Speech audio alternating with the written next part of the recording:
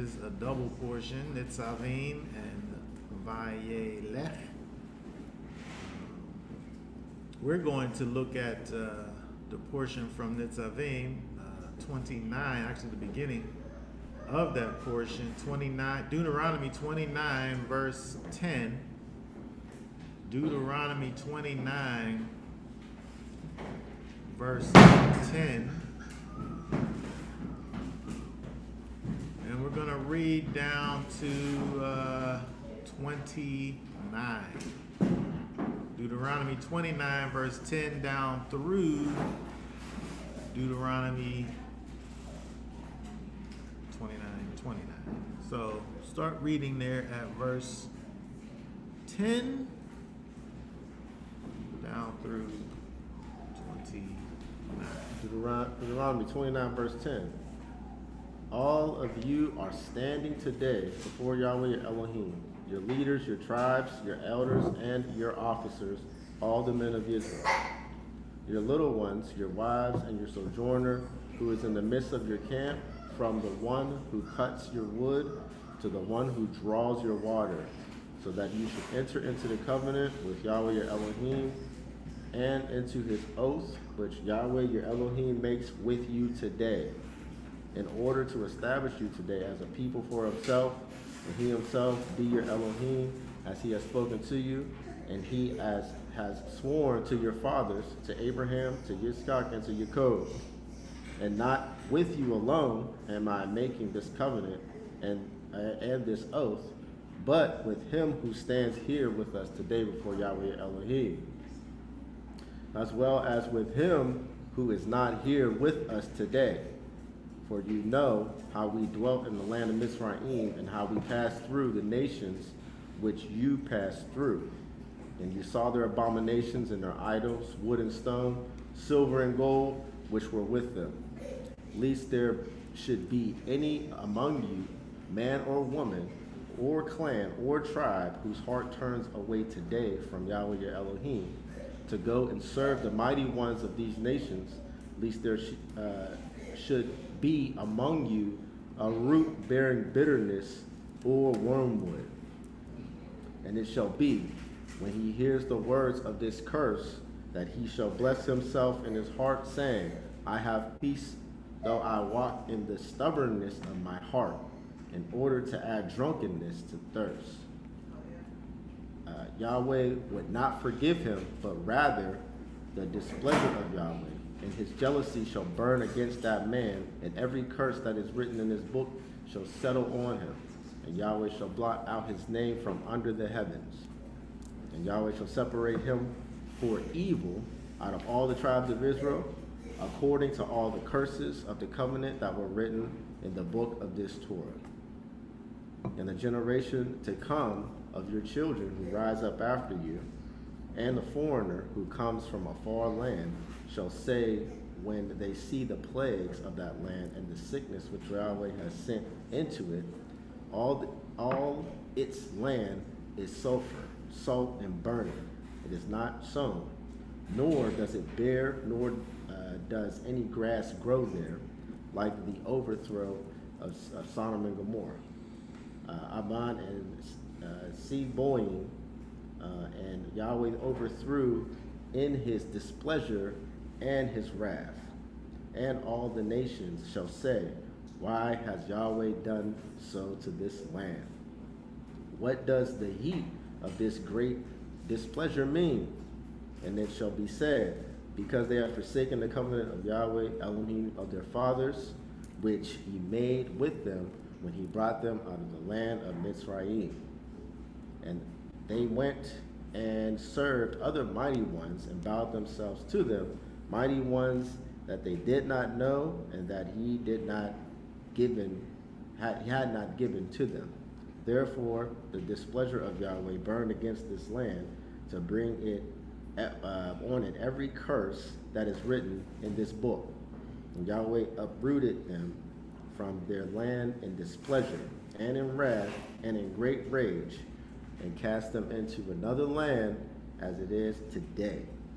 The secret matters belong to Yahweh our Elohim.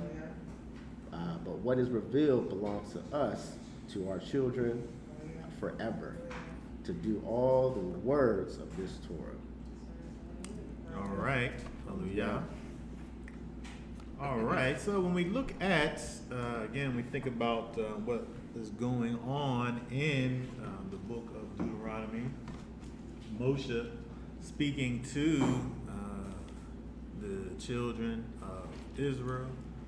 He's speaking to the people as they are going to begin to go ahead and go over into the land while he is not. And so he is kind of readying the people for their journey. He's, it's just like how if you see in these movies where you have, somebody giving their last will and testament. Sometimes they might make a video, and then all the children are there, and they're able to see and hear all the last wishes of their father or whomever, after his going. This is what Deuteronomy is for Israel, except for Moses is not dead; he's alive, but he's soon to be to go. Whatever happens to him, I guess he's just gonna go away. Yeah. But he's given these instructions, and it's interesting that when he's talking to the people, he talks about kind of the missteps of the people, not to discourage the people, but to encourage. Hopefully it encourages you to hear about what the people have done before you, or is helping you to understand that I need to find a different way to go because I can see where that way goes. He's talking to a people who literally watched their parents die in the wilderness, and they at this point, I suppose, are able to understand that there's a reason why they don't make it into the land, and there's a direct connection between the people and their disobedience and the results, which is them not going over into the land. And so it's interesting how this little portion begins over here when we go back up. But we go back up and look at verses 10 and 11 of Deuteronomy 29, where it lists everyone, right? Everyone's included, right? We go back to 10, he says, everybody, you're all standing here today before Yahweh. And by the way, this is Moses speaking to the people,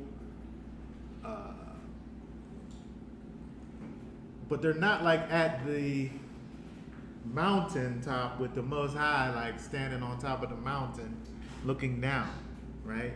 And it's not like it's Mount Sinai with the Most High and his presence there, right? If anything, they're standing, in their movable tent, outside their movable tent of meeting, where the ark is housed, where his presence is leading them through the wilderness. And so when Moses is saying that he's standing there before Yahweh, again, this is a different situation than from when this covenant, that seems to be being renewed here, where it was originally, the way that it was originally kind of taken on. But everyone is included, right? The leaders, it says, the tribes, the elders, the officers, all the men. So it says all of those people, and then just all the men, right? And this is a different situation because usually when it talks about like Israel, it's really just mostly talking about the men, right? When they call the people to have them be counted, it's literally the men, and it's the men of a certain age. Like there's a cutoff point, there's a starting point and a cutoff point, right? When Israel is counted, right? But this situation here, which literally is kind of this re-entering into a covenant. Moses kind of reminding the people of a thing that happened and kind of causing the people here to kind of reattach themselves to this this covenant. He's including everyone, not just the leaders and the tribes and the elders and all the men, but also the little ones. And also the wives, and also the sojourners. From the one who cuts the wood to the one who draws the water. It's every single person, right? And so it's interesting when we think about this, it caused me really to think about, when we look over, go over to real fast, we're going to come back to this, go over to Galatians 3:26. 3:26, and we'll read 26 down to 29. It says, For are all sons of Elohim through belief in Messiah Yeshua. For as many of you as were immersed into Messiah have put on Messiah. There is not Yehudi nor Greek, there is not slave nor free, there is not male nor female, for you are all one in Messiah Yeshua. And if you are of a Messiah, then you are the seed of Abraham and heirs according to promise. Okay, very good. So when we think about this, the thing that kind of causes me to look at this verse when we're thinking about what happened over in Deuteronomy when he's talking about everyone standing before Yahweh. You know, sometimes people think about, you know, these verses that say there's no longer male and female, right? There's neither Jew nor Greek, bond nor free, male or female. And so all of those things that we want to sit up here and attach to what women do and what Yeshua do, what men and women do, you're free from those things in Messiah because there's no longer male or female. Yeah. Everybody's the same. But in the context, this is the same type of a context as it is over in Deuteronomy chapter 29 when you're dealing with, it don't matter if you're a little one or a wife or the tribe or all the men or the elders, you're standing before Yahweh and you're dealing with being joined to this covenant. The covenant that we are able to be connected to as a result of what Yeshua has done for us is no different than what we read in Deuteronomy. It don't matter Jew or Greek, bond or free, male or female. You're all able to be joined to that covenant. You're all able to be connected to Messiah. But if you're a man, you still gonna be a man. Right. And if you're a woman, you still gonna be a woman. Right? You don't become you don't become some other thing in Messiah. I mean, you do become another thing in Messiah, become a new creation.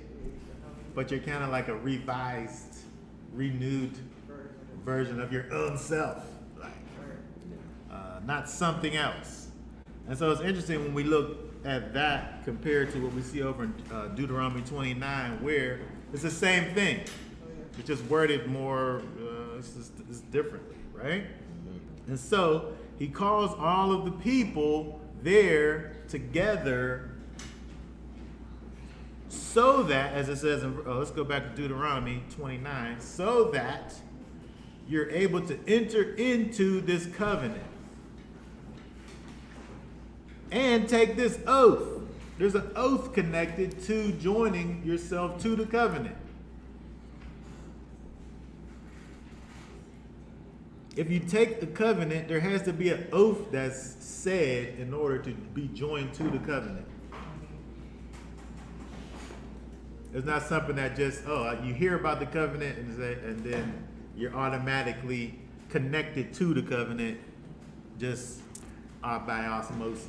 Mm-hmm. Right? There's an oath that's connected to it. Think about for instance, look at Jeremiah 34 and 18. Yirmiyahu 34 verse 18. There's an oath that's necessary to be connected to the covenant.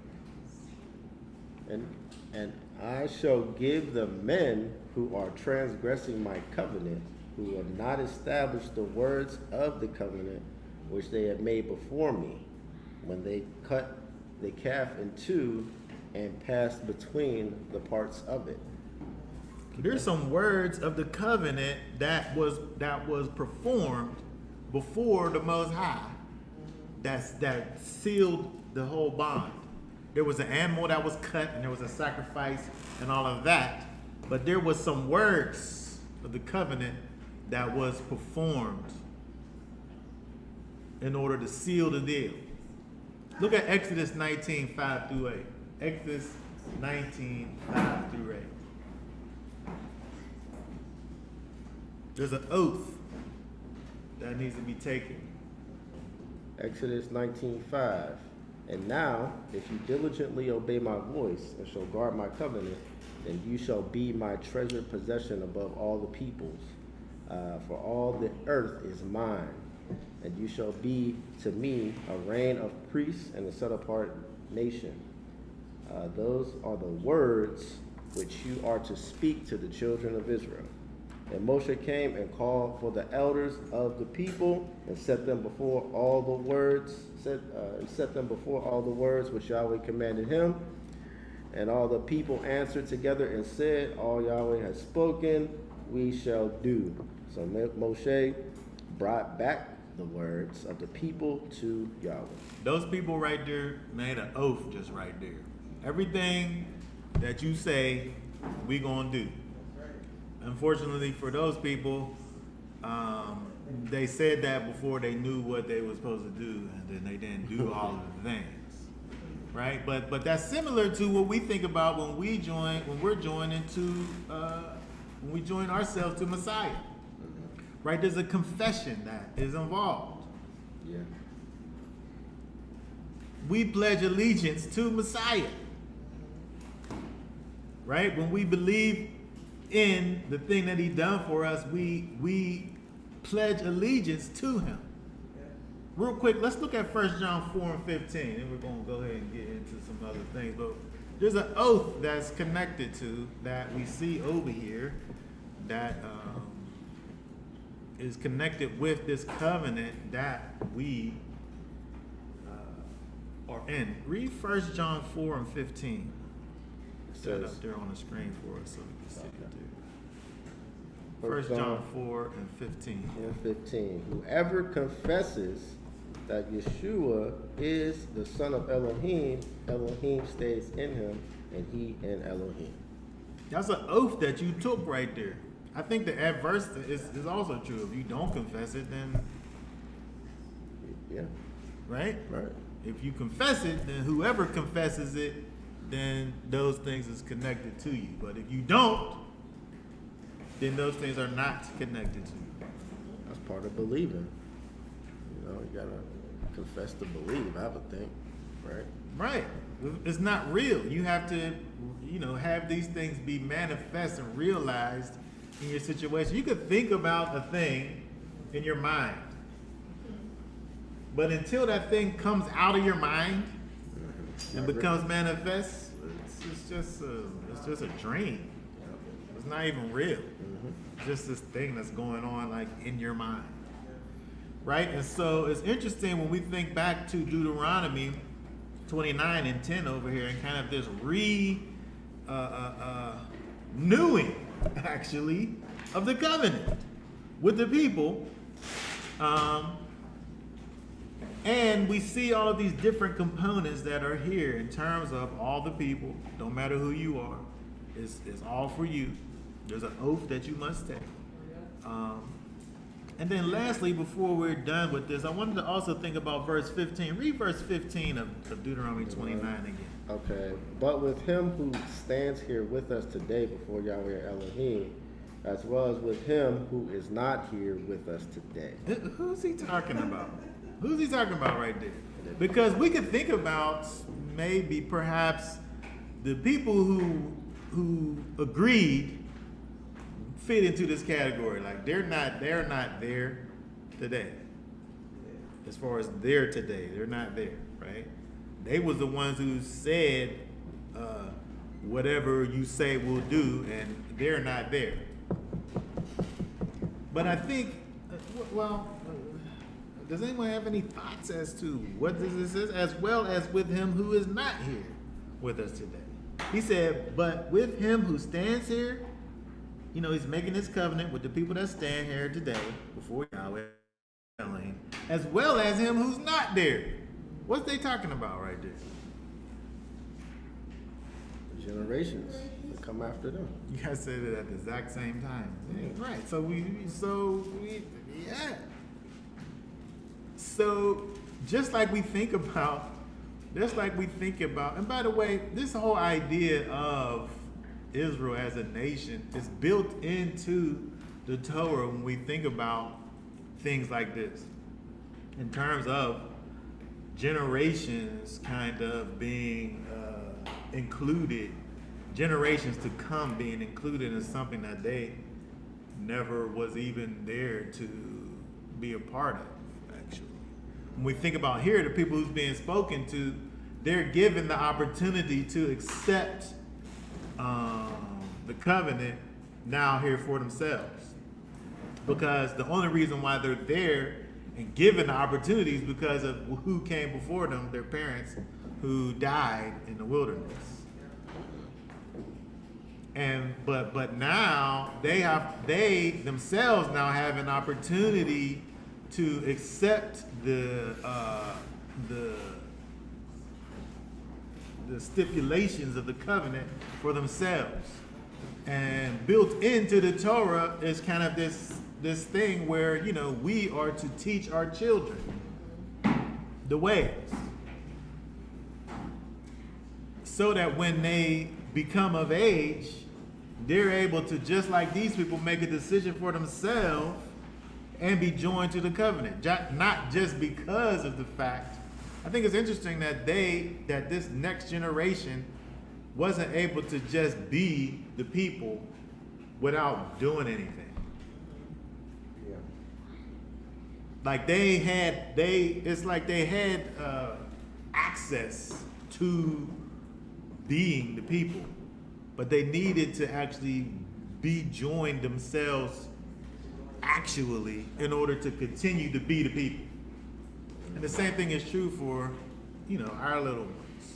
You can sit here and learn about the Most High and the things that He will have for you to do your whole life. But until you get to the place where you make your own decision to follow in the ways, it's just really about what we did. It's not about what you did, because you didn't do anything yet, right?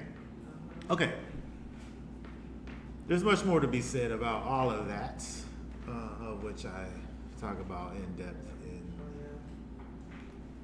able to access that in the description below. Go ahead and check that out. If you like it, go ahead and share it, subscribe to the channel.